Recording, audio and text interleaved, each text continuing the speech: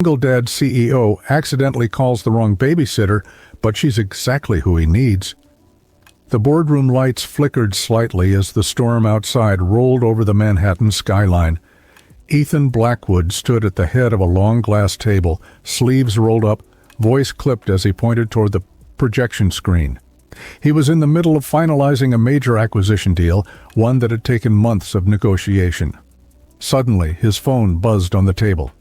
It was the nanny's number. He frowned. Excusing himself with a brief nod, he stepped out into the hallway. "What is it, Clara?" A panicked voice came through the speaker. "Mr. Blackwood, I am so sorry. I can't get to Sophie tonight. My car broke down, and there's no way I can make it into the city." Ethan pinched the bridge of his nose. "You're telling me this now? My daughter is sick, and I have another hour left in this meeting." "I called your assistant already," Clara said hurriedly. "She said she would arrange a replacement." Ethan ended the call, took a deep breath, and walked back into the meeting. He gave instructions to his VP, then checked his messages. A single text from his assistant blinked on his screen. "Found emergency sitter. Emma's sister on her way now." He pocketed the phone and left the office, stepping into the elevator with the calm of someone who lived in perpetual crisis control. He arrived at his penthouse 20 minutes later, loosened his tie, and walked into the soft glow of the apartment.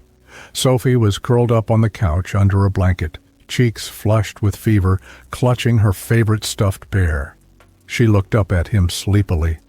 "Daddy." Ethan knelt down beside her, brushing hair from her forehead. "I'm here, sweetheart. You'll feel better soon." The doorbell rang. He straightened up and walked to the door, expecting the usual uniformed professionalism of one of Emma's colleagues. Instead, a woman stood there, drenched from the rain, hair pulled into a messy bun, holding a small tote bag and wearing a navy blue cardigan that looked more suited to a classroom than an emergency nanny call. She looked up at him, blinking water from her lashes. "Hi, I'm Rose Thompson. I got a message saying someone needed an emergency babysitter." Ethan frowned. "You're Emma's sister?" Rose tilted her head. "Emma, no, I think this may have been a mistake." There was a long pause, then Sophie coughed behind him, a weak sound that sent a twist through his chest. He opened the door wider. "Mistake or not, I need help right now. Can you stay just for tonight?" Rose hesitated, then nodded. "Of course." Within minutes, she had her coat hung up, shoes off, and was kneeling beside Sophie on the couch, her voice soft and rhythmic as she spoke to the little girl. She checked Sophie's temperature with a gentle touch, helped her sip water, and whispered stories while rubbing her back. Ethan stood in the hallway, stunned. By the time he returned from retrieving fever medication, Sophie had fallen asleep, curled against Rose's side. Ethan handed over the medicine quietly. "You seem to know what you're doing." Rose smiled, without looking up. "I used to be a preschool teacher. I'm taking a break." Ethan didn't ask why. He only watched as Rose gently shifted Sophie onto a pillow and pulled the blanket up to her chin. Later, in the kitchen, Rose brewed tea she found in the cabinet, while Ethan sat at the counter, still trying to figure out how this stranger had managed to calm his daughter faster than anyone else ever had. "I'm sorry again," Rose said. "I really thought the message was from a family I used to babysit 4 years ago. I just showed up." Ethan shook his head. "You showed up when it mattered." They sat in silence for a moment. Then Rose glanced toward the hallway where Sophie was sleeping. "She's a wonderful little girl. You must be doing something right." Ethan let out a breath that sounded a lot like relief. "I try. Some days, I feel like I'm just surviving." "You're not alone in that," Rose said softly. Ethan looked at her more closely, noticing the tired edge to her kind eyes. "You seem good at this. Are you sure you're not still a teacher?" Rose smiled faintly. "It's complicated." Ethan didn't press, but something about her, her presence, her steadiness, unsettled the part of him that had learned to function without needing anyone. As the rain continued tapping against the windows, Ethan Blackwood, CEO of Blackwood Enterprises, realized that perhaps for the first time in years, someone had stepped into his world and made it feel a little less empty. The apartment was quiet, the soft hum of the city far below muffled by double-paned glass. Rose stood in the softly lit hallway, watching Sophie sleep peacefully on the oversized couch. Her tiny body was curled like a comma beneath the thick knit blanket. The fever had gone down slightly. Her cheeks, though still pink, were no longer burning. Ethan appeared beside Rose with 2 mugs of tea. "She's out for the night, I think," Rose whispered. He handed her a cup. "Thanks to you." She accepted it, warming her hands. She just needed someone to listen, and probably a little ginger tea. Ethan gave a quiet chuckle, rare and brief. "I should hire you on the spot." Rose raised an eyebrow. "That would be quite the job offer, considering I showed up here by mistake." "You showed up when no one else did," he said simply. They sat on opposite ends of the wide leather sofa in the living room. Between them, the city lights stretched endlessly, glittering and untouchable. Ethan leaned back, rolling his shoulders. Rose sipped her tea, her eyes moving from the skyline to the photo frames on the console table. One of Ethan with a younger Sophie, another of a woman with bright eyes and a gentle smile. "She was beautiful," Rose said softly. Ethan followed her gaze, his voice lowered. "She was everything." A long silence followed. "I'm sorry," Rose said. "She passed away 2 years ago," Ethan replied, not looking at the photo. "Cancer," Ethan said softly, his voice barely above a whisper. "It was fast. Too fast." Rose didn't say anything. She just nodded, letting the weight of the moment settle naturally. Ethan studied the tea in his hands. "Since then, it's just been me and Sophie. Nannies come and go. Schedules change. Life doesn't pause because you're trying to breathe again." Rose listened. Really listened. Not as someone curious, but as someone who understood the ache behind every word. "Do you get help?" "Family?" she asked softly. "Not really. My parents live across the country." Ethan trailed off, his voice tinged with a hint of sadness. "Her parents? It's complicated." They both glanced at Sophie, who let out a tiny sigh in her sleep. "She's strong," Rose murmured. Ethan nodded. "Stronger than me some days." Rose smiled, then hesitated before saying, "You're doing a good job." Ethan looked at her, surprised. "You've known me less than 3 hours." 3 hours is long enough to see the way you looked at her when she cried," Rose said gently. "Long enough to see the world stops when she needs you." Ethan's jaw flexed, emotion flickering behind his steady eyes. There was something in Rose's presence, a quiet steadiness that made it feel like it was okay to speak without fixing everything. So he said, shifting the subject gently, "Why isn't someone like you in a classroom full of kids?" Rose hesitated. "I had a student. He got hurt. It was an accident, but I couldn't stop blaming myself, even when no one else did. I took time off, then more time, and I never went back." Ethan didn't interrupt. He just nodded slowly. "I think," Rose said after a long pause, "I forgot how to be around children without being afraid." Ethan tilted his head slightly. "You didn't seem afraid tonight." Rose smiled faintly. Sophie made it easy. They both fell quiet again, not uncomfortably, but in that strange space where two strangers start to feel a little less strange. Eventually, Ethan stood. "You can take the guest room. It's down the hall. Sophie sleeps better when someone's nearby, and I trust you." Rose blinked. "You're sure?" Ethan gave her a tired but sincere nod. "I haven't been sure about many things lately, but this feels right." Rose followed him to the hallway, pausing once more to glance at the sleeping girl on the couch. Ethan looked at her. "Thank you, Rose, for tonight." Rose smiled. "Thank you for letting me stay." As the door to the guest room clicked shut behind her, Ethan stood alone for a moment, staring at the space she had just filled. Something unfamiliar tugged at him, like the beginning of a question he didn't yet have the courage to ask. But somewhere down the hallway, a stranger was already making his world feel less like a burden and more like home. The next morning arrived quietly, with sunlight peeking through half-closed curtains. Ethan was already dressed in a fresh suit, pacing the kitchen with his phone pressed to his ear while pouring cereal into a bowl. Sophie sat at the counter in her pajamas, swinging her feet and playing absently with her spoon. Across from her, Rose appeared in the doorway, dressed in her own clothes, simple jeans, a soft gray sweater, and her hair loosely tied back. "Good morning," she said gently. Sophie's face lit up. "Miss Rose." Ethan turned, surprised at the burst of excitement from his normally reserved daughter. "I guess someone's happy to see you?" Rose smiled and walked over. "How's the fever?" "Gone," Sophie said proudly. "I feel like pancakes." Ethan raised an eyebrow. "You barely ate toast last night." "I changed my mind," Sophie insisted. Rose chuckled. "Mind if I make her something? I'm kind of a pancake wizard." Ethan hesitated, then stepped aside. "Be my guest." Within minutes, the kitchen filled with the scent of vanilla and cinnamon. Sophie giggled as Rose flipped the pancakes with flair, adding blueberries into the shapes of stars. "I didn't know we had blueberries," Ethan muttered. "I found them behind a wall of protein bars," Rose replied, tossing him a playful glance.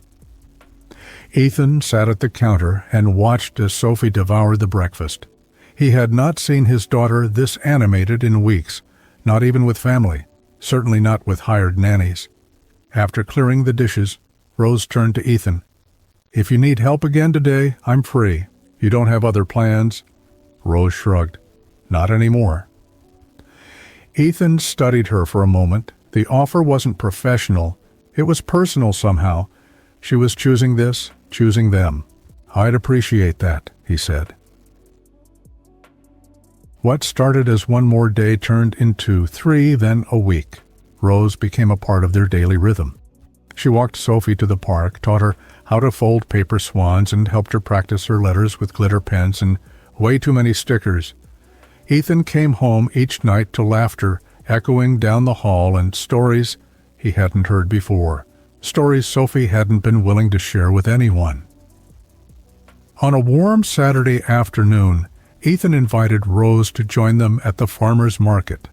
They wandered through booths of fresh flowers and homemade jams, Sophie holding Rose's hand as they admired a small puppet show. They bought lemonade and shared a giant cinnamon roll, which Sophie insisted on feeding them in alternating bites. It felt dangerously like a real family. Later, at the park, they spread a blanket under a tree. Rose leaned against the trunk, reading a storybook aloud while Sophie curled up beside her. Ethan watched them from the picnic basket, his heart twisting with something both beautiful and terrifying. As the sun began to set, Sophie lay her head on Rose's lap and whispered something. Rose looked down, startled. "What did you say, sweetheart?" Sophie repeated a little louder this time. "Can you be my new mommy?" The words hung in the air like a delicate thread. Rose's eyes filled with emotion as she brushed Sophie's hair. She glanced at Ethan, who had frozen completely. He didn't speak, couldn't. Rose smiled softly and said, "That's a very big question, Sophie. Let's keep having fun together, okay?" Sophie nodded, content, and soon fell asleep right there in Rose's lap. Ethan finally exhaled, walking over quietly. He sat beside them, not saying anything, just watching the two people who had quietly and completely upended his world. "She's never said anything like that to anyone before," he said finally. "I didn't know what to say," Rose admitted. "You said exactly the right thing." They sat in silence, the kind that no longer felt like strangers passing time. Instead, it felt like the beginning of something they were both afraid to name. But something had shifted, and they both knew this was no longer temporary. The following week passed in a blur of familiar routines. Breakfasts filled with laughter, afternoons at the library, evenings curled up with storybooks. On the outside, everything looked like a picture of happiness. But something had changed inside Ethan. and Rose could feel it. He was quieter now, more reserved. He still smiled when Sophie clung to Rose's hand or proudly showed off a drawing they had made together. But there was a certain distance in his gaze, something she could not quite reach. One evening, as Sophie napped after a busy afternoon at the aquarium, Ethan walked into the living room where Rose sat sorting colored pencils with soft music playing in the background. He cleared his throat. "Dinner's almost ready. You're welcome to stay if you want." Rose looked up and smiled. "I'd like that." But something in his tone made her hesitate. Later, as they sat at the table with Sophie asleep in her room, the air between them felt heavier than usual. Rose gently pushed her half-empty plate aside and asked, "Is everything okay, Ethan?" He didn't answer right away. He poured himself a glass of water, stared at it, then said, Whatever it is we've built, it's starting to feel like more than I expected," Rose finished softly. Ethan shook his head. "No, but it's complicated." Rose nodded slowly, her fingers lacing together on the table. "You're afraid." "I'm terrified," he said honestly, "of letting you in, of Sophie getting attached, of losing everything again." Rose's eyes softened. "Ethan, I never wanted to come into your life and replace someone." "You didn't," he said quickly, "but that doesn't mean I know how to do this. I lost someone, and I've spent the last 2 years making sure Sophie never felt that kind of loss again." "You're trying to protect her," Rose said gently, "and maybe protecting her means not letting anyone get close." Rose's throat tightened, including me. Ethan didn't answer. The silence was its own kind of confirmation. Rose stood slowly, gathering her bag. "I think I should go, Ethan," she began. But she gave him a small, sad smile. "You don't have to explain. I understand. You're not ready." She walked toward the front door, paused, then turned back one last time. "I wasn't looking for a family when I showed up at your door that night, but somehow you became one, and I don't know how to walk away from that without it hurting." She left before he could reply. The apartment felt colder after she was gone. The next morning, Sophie woke to find Rose's shoes missing from the hallway. She looked around in confusion, then found a small folded note on the table in the playroom. Her tiny fingers opened it slowly. "You are brave and kind, and I will always care about you. Love, Miss Rose." Sophie clutched the note to her chest and began to cry when Ethan came running in.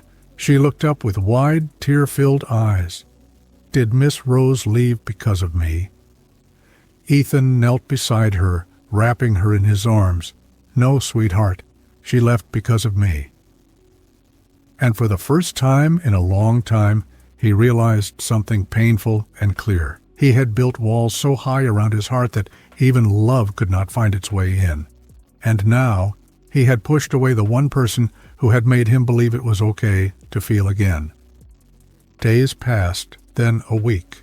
The apartment was quieter, too quiet. Sophie stopped asking for Rose after the third night, but she carried the little note around like a talisman, clutching it in her small hands when she thought no one was watching. Ethan watched her, guilt eating away at him like rust. He still woke early, packed her lunch, dropped her off at preschool, and returned to his meetings like nothing had changed. But everything had. One afternoon, after a particularly lifeless meeting, Ethan sat at his desk, staring at a coffee cup Rose had once left on the shelf, a simple ceramic one with tiny sunflowers. She had said it reminded her of something warm, something she missed. His chest tightened. "I made a mistake," he muttered under his breath. Without thinking, he pulled out his phone and scrolled through the contact after contact until he reached a familiar number. Not Rose's, she had never given it, but the sitter's service he thought he had called weeks ago. This time he asked directly, "Do you know where Rose Thompson is?" There was a pause on the other end. Then a hesitant voice said, "She volunteers at Maple and Bloom Books downtown part-time. She works with kids there sometimes." That evening, Ethan stood outside the small bookstore tucked between a bakery and a flower shop, his heart thudding. Through the front window, he saw her. Rose sat in the reading circle, cross-legged on a rug, surrounded by a small group of children. Her eyes sparkled as she read from a brightly illustrated book, her voice animated and full of life. She laughed, gesturing wildly, and the kids roared with giggles. Ethan couldn't move. She looked so herself, alive in a way she hadn't been when she'd left. When the reading session ended, she rose to her feet, hugging a little girl goodbye before collecting the scattered books. As she turned toward the front of the store, her eyes met his through the glass. She froze. Ethan stepped inside slowly, hands in his coat pockets. "Hi," he said softly. Rose looked unsure, guarded. "Hi, I didn't come here to ask you to come back," he said. "I just needed to say thank you." Rose tilted her head. "For what? For giving me something I didn't know I needed." Rose lowered her gaze. "You made it clear you weren't ready." "I wasn't," he admitted. "But losing you made me realize I might never be ready if I keep living in fear." Rose crossed her arms, but her expression softened. "Fear is real, Ethan. But so is love," he said, taking a step closer. He pulled something from his pocket. It was a bracelet, bright plastic beads strung unevenly, with the letters SOPHIE in the center. "She made this for you." Rose's eyes filled with tears as she took the bracelet, her fingers tracing the letters. "Ethan, I know I pushed you away," he said softly, "but I'm here now, asking you to give us another chance. Sophie and I, we need you." Rose looked up at him, her eyes shining with unshed tears. "I need you too," she whispered. Ethan reached out, taking her hand. "Then let's try again. Together." "The night you left," Ethan said softly, his voice barely above a whisper. She hid it under her pillow. "I found it this morning." Rose's fingers trembled as she reached out and took the bracelet. "She missed Sophie," she whispered. "We both do." "I miss her too," Rose whispered. Then, after a long pause, she added, "And I miss you." Ethan's eyes glistened. "Rose, I don't want to pretend I have everything figured out, but I know this. When you left, everything felt empty." He exhaled slowly, his voice cracking just enough to betray the man behind the CEO. "I want to try with you, with Sophie, as a family. No walls, no hiding." Rose looked up, hope flickering like dawn behind her eyes. "I can't promise I won't be scared," she said. "I don't want perfect," Ethan replied. "I just want real." Rose smiled then, soft and steady, and stepped into his arms. As he held her tightly, the bracelet pressed between their palms, Ethan knew he had just been given a second chance. And this time, he wasn't going to let go. Rose did not move back in, not right away. But she started showing up again quietly, like a melody slowly returning to a forgotten song. She came over in the mornings before preschool, helped Sophie pick out her socks, always mismatched on purpose, and packed little handwritten notes inside her lunchbox. Sometimes they said things like, "Be brave today," or "Remember, sunshine starts with you." Sophie adored them, and Ethan did too, even if he never said it out loud. Their rhythm resumed, not rushed but steady. Pancake Saturdays returned with flour on noses and giggles, echoing through the kitchen. Movie nights resumed with Rose curled on one side of the couch, Sophie in the middle, and Ethan on the other, their fingers brushing over shared popcorn. The apartment, once echoing with silence, now felt lived in again. It smelled of cinnamon and warmth, crayons and laughter. One evening, after Sophie had fallen asleep mid-sentence during a bedtime story, Ethan walked out to find Rose sitting on the couch, flipping through a stack of the child's drawings. "She made these today," Rose said, holding up one. "Apparently, I'm a superhero babysitter teacher lady." Ethan chuckled and sat beside her, looking at the picture. A stick-figure version of Rose wore a bright pink cape, with Sophie and Ethan on either side. "She's not wrong," he said, his voice soft. Rose studied the picture for a long moment, then placed it on the table. "I've been thinking about going back to teaching," she said. Ethan looked at her with genuine surprise. "You're ready?" "I'm scared," she admitted, "but yeah, I think I am." He reached out and took her hand, his thumb tracing small circles over her knuckles. "I think the classroom's been missing you as much as we did." Rose smiled, a real one, and leaned into his shoulder. "The day you showed up at the bookstore, I remembered who I used to be, or maybe who I still am." "You're so much more," Ethan whispered. They sat like that for a while, the silence between them full, not empty. Later that week, Ethan invited Rose somewhere unexpected. She hesitated when he mentioned the cemetery, but she said yes without pressing for details. They walked through the quiet, tree-lined grounds until he stopped at a modest headstone, Emily Walker, beloved wife, cherished mother. Rose stood beside him, feeling the weight of memory in the air. "She was kind," Ethan said. "Brilliant.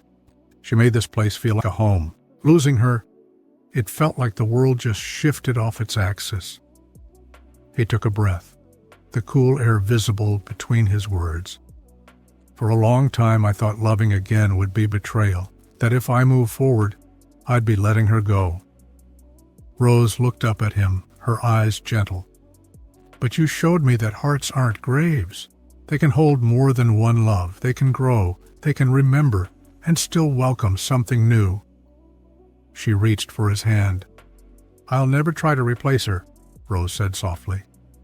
"I don't want you to," Ethan replied. "I want you to be exactly who you are." They knelt and placed a single sunflower beside the headstone, Rose's idea. "She would have liked you," Ethan murmured. "I hope so," Rose whispered. On the walk back to the car, their fingers intertwined naturally. It was not grand, not dramatic, but it was real. It was two people choosing to begin again, not from scratch, but from the broken places they had gently mended together. And in that choice, love was not reborn. It simply came home. Spring arrived with soft mornings and golden afternoons, and with it came something that felt very close to peace. Rose had officially accepted a part-time teaching position at a local preschool, just a few blocks from Ethan's apartment. She now walked Sophie to school with her, their steps in rhythm, their laughter echoing through quiet streets.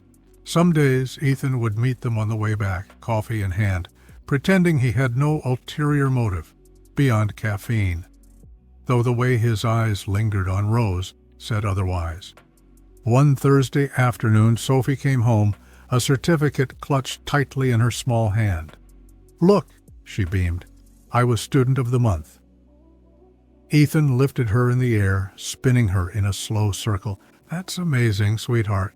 Rose stood by, clapping enthusiastically. "You've been so kind to your friends and such a great listener. Of course, they picked you." Sophie's eyes sparkled. "We're having a ceremony. Will you both come?" "We wouldn't miss it for the world," Ethan said. The day of the ceremony, Sophie stood on stage with her classmates in front of a small gathering of parents and teachers. She spotted Ethan and Rose sitting side by side in the front row and grinned, so wide her cheeks puffed up. After the applause, she ran straight to them, throwing her arms around both. "I'm so glad you're both here," she whispered.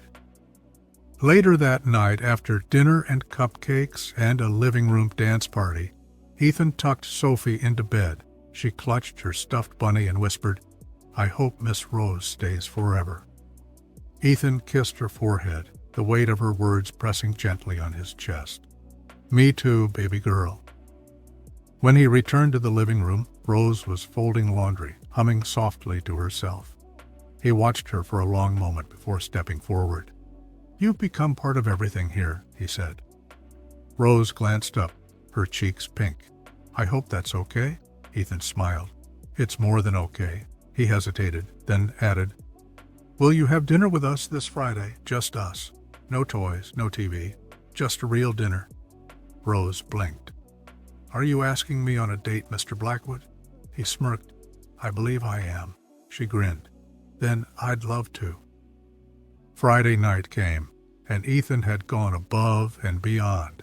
He wore a navy button-down, set the table with candles, and even tried to cook, though Rose gently saved the meal from total disaster. Sophie sat in her special booster seat, declaring the pasta fancy, and insisted on giving a toast with her cup of apple juice. To us, she said proudly, our family. Ethan and Rose exchanged a glance over the flickering candlelight, emotion rising between them. After Sophie went to bed, Rose stepped out onto the balcony, drawn by the cool air and the city lights. Ethan followed. She's happy, Rose said. She's happy because of you, Ethan replied. Rose shook her head. Because of us. Ethan turned to her. You've changed everything, Rose. You brought color back into our world. He reached into his pocket and pulled out a small velvet box. Rose froze. I'm not asking for forever, Ethan said softly, opening the box to reveal a delicate ring, but I'm asking for a chance to build it together. Rose's eyes filled with tears as she looked at the ring, then up at Ethan. Yes, she whispered. 1,000 times, yes. As Ethan slipped the ring onto her finger, they both knew that this was just the beginning of a new chapter, one filled with love, resilience, and the promise of a future built together. Tonight, Ethan said quickly, opening the small velvet box to reveal a simple, elegant gold ring set with a single diamond. I'm asking you to say yes to now, to waking up here, to pancakes, to books on the floor, to all of it with me. Rose's eyes filled with tears. Yes, she whispered. 1,000 times, yes. From the hallway, a sleepy voice called, Did someone say pancakes? They both laughed, and Ethan turned to Rose, placing the ring on her finger with a look so full of quiet love it could have made the stars weep. And in that moment, there were no missing pieces, no ghosts, no what-ifs, just them, together, and more than enough. 1 year later, sunlight poured through the trees of a quiet garden behind a brick townhouse in Brooklyn. White chairs lined a narrow cobblestone path, petals scattered underfoot, and laughter bubbled gently in the air. The backyard wedding was small, intimate, just a few close friends, some colleagues, and Sophie, who had declared herself flower girl, ring bearer, and boss of everything. Rose stood at the end of the path in a soft ivory dress, simple and timeless. Her eyes sparkled as she met Ethan's gaze, standing beneath a canopy of white blossoms, Sophie clinging to one hand and holding a bouquet in the other. When Rose reached them, Ethan took both of her hands in his. You walked into my life by accident, he said, his voice warm. But loving you has been the most intentional thing I've ever done. Rose's voice trembled as she replied, I didn't know I could find home in someone else's arms, but you and Sophie, you're the home I never dared to dream about. The officiant smiled and declared, By the power vested in me, I now pronounce you husband and wife. Before he could say anything else, Sophie shouted, You can kiss her. And everyone laughed, and Ethan did. Their kiss was soft and certain, and Sophie threw handfuls of petals into the air like confetti. The reception that followed was just as simple. Folding chairs, fairy lights, mason jars with lemonade, and a chocolate cake Sophie helped decorate unevenly. There were no press releases, no grand ballroom, no spotlight, just love. 1 year later, the front window of a charming corner shop read, The Sunflower Library, Children's Books and Community Classes. Inside, Rose stood behind a table, guiding a small group of kids through a craft session. Brr. Crayons rolled across the table, and storybooks lined every wall. In the back room, Ethan was reading to a circle of toddlers who hung on every word of The Very Hungry Caterpillar. At his feet sat a little boy with dark curls and wide eyes, Theo, not quite 2, with Rose's nose and Ethan's curiosity. Sophie sat nearby, now a confident 6-year-old, reading aloud to Theo when her brother finished. You're going to be a big reader like me, she told him matter-of-factly. One Saturday afternoon, a sleek black car pulled up in front of the store. Out stepped Charles and Margaret Blackwood, Ethan's parents. They had stayed distant during his early struggles, but time had softened them. Inside, Sophie ran to the door. "Grandma, Grandpa, want to meet Theo again?" They entered, tentative but smiling, and Rose handed Theo over carefully. Ethan's father held the boy awkwardly, unsure, but Theo reached for his tie and giggled. Something in the old man's face cracked. He looked down at his grandson, then up at Ethan. "You've built something good here," he said. Ethan simply nodded. "I had help." Later that evening, as the sun dipped behind the brownstones, Ethan sat on the back steps of the shop, Rose leaning against his shoulder, Theo asleep in her arms. "You remember the night we met?" she asked. "You mean the emergency babysitter?" "Mix-up?" he teased. She nudged him. "That was chaos." "Best chaos of my life," he said softly. They sat in silence, watching fireflies blink in the garden. "I used to think family had to look a certain way," Rose murmured, "but now I know it's just love. That's all it's ever been." Ethan kissed the top of her head. "And this is the kind I never thought I deserved." Theo stirred, and Rose hummed softly to settle him again. Inside, Sophie arranged books on a shelf labeled Staff Picks by Sophie Blackwood. One of the titles was How Families Are Made. Not by blood, but by showing up, by staying, by loving even when it's hard. And under a painted sign that read, "You belong here," the Blackwood family, messy, loud, imperfect, had found everything they had ever needed, each other. Thank you for joining us on this heartfelt journey. Ethan, Rose, Sophie, and little Theo reminded us that family is not always about perfect beginnings, but about the people who choose to stay, to love, and to build something real out of unexpected moments. Sometimes a wrong number leads to the right person, and sometimes love finds us when we least expect it, but exactly when we need it most. If this story moved you, made you smile, or stirred something deep in your heart, we invite you to subscribe to Timeline Stories. Every week we bring you new tales of love, healing, resilience, and the quiet magic of human connection. Hit that subscribe button and let us keep touching your soul, one story at a time.